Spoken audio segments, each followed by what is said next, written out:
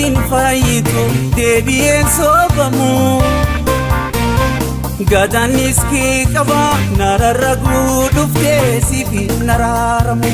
Atoo mataan jirtu mudammuutiin faayitu lammeessoon soobamu.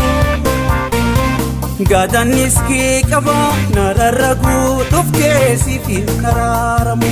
Siifin araaramu, siifin araaramu, siifin araaramu, siifin araaramu.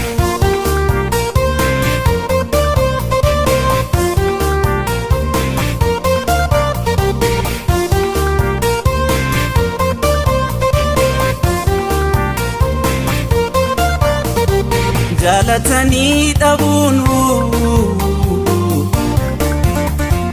narratti jaliin qabne si jaaladhee dhabu malee tana jaalattiin dhabne fedhiin walitti dhufne dirqamii hin jiru.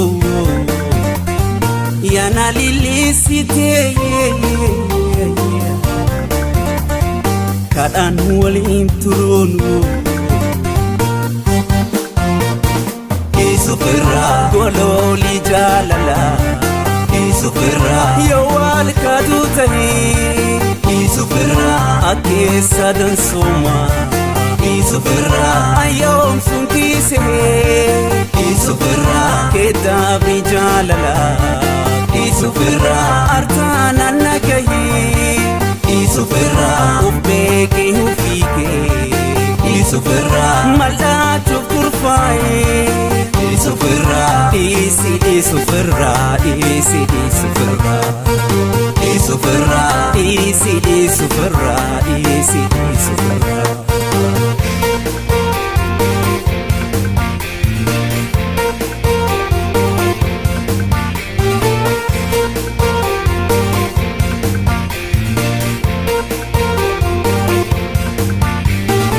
Atoo mataan jirtu mudammuutiin faayitu deebi'ee soobamu.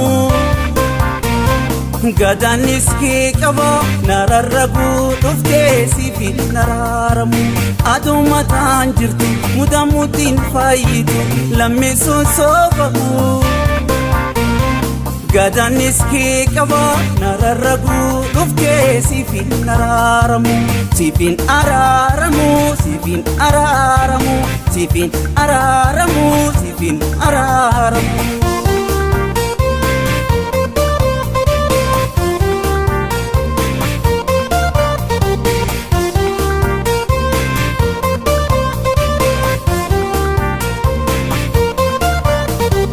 Amin garaa kiyyaa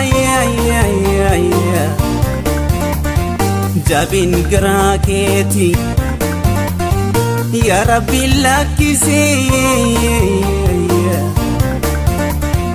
hojiin teenaa geeti hamminnatiin fidee keessummeessuun dadhaboo